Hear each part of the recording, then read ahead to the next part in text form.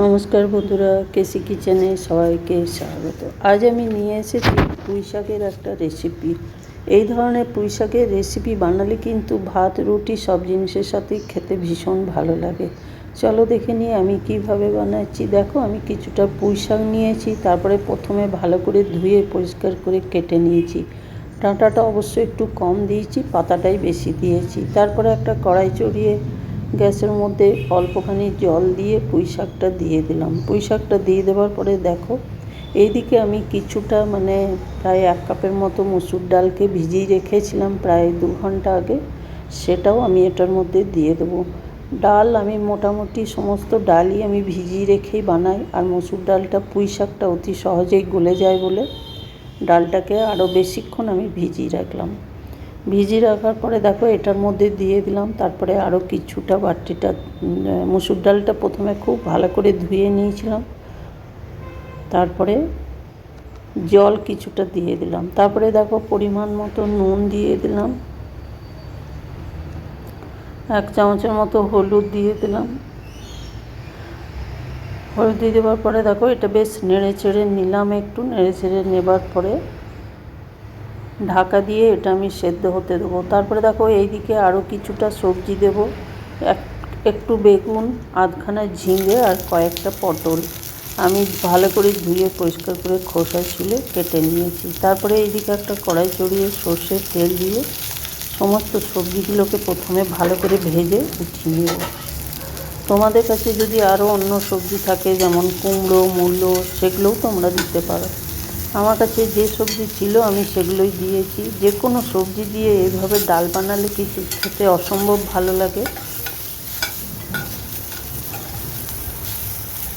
তোমরা তো নানা রকমভাবে মসুর ডাল বানিয়ে থাকো বা খাও, একদিন এইভাবে আমার মতো ট্রাই করে দেখো, খেতে অসম্ভব ভালো লাগবে।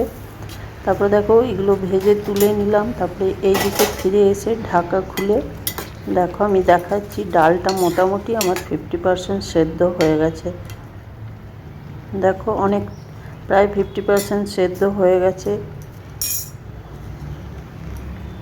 এইবার আমি ওই সবজি যেগুলো ভেজে রেখেছি সেগুলো আমি এটার মধ্যে দিয়ে দিলাম।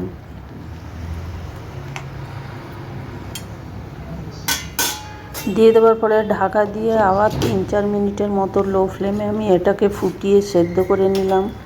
দেখো আমি আবার ঢাকা খুলে দেখাচ্ছি, সমস্ত সবজিগুলো বা ডালটা সম্পূর্ণ সেদ্ধ হয়ে গেছে।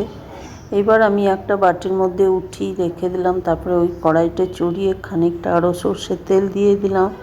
একটা শুকনো লঙ্কাকে 2 টুকরো করে দিয়ে দিলাম। 1 চামচের মতো কালো জিরে দিয়ে দিলাম।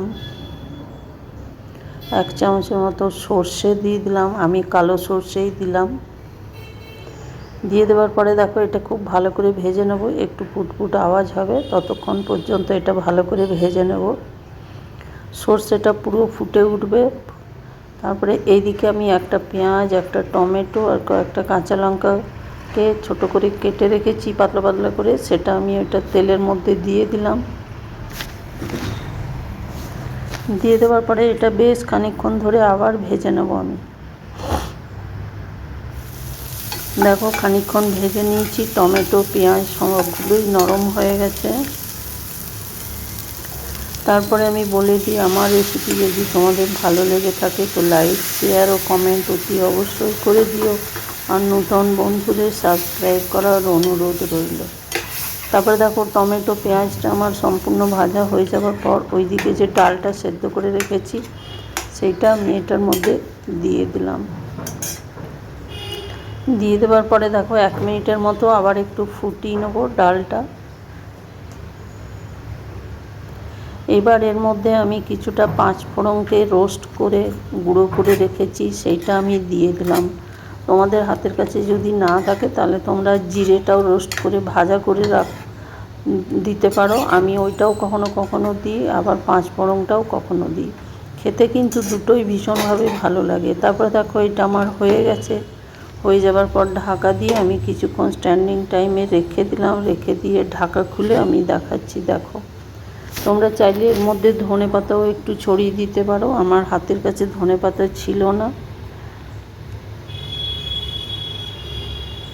তারপরে দেখো, তোমরা সকলে ভালো থেকো, সুস্থ থেকো। ফিরে আসছি পরের কোনো রেসিপি নিয়ে। ধন্যবাদ।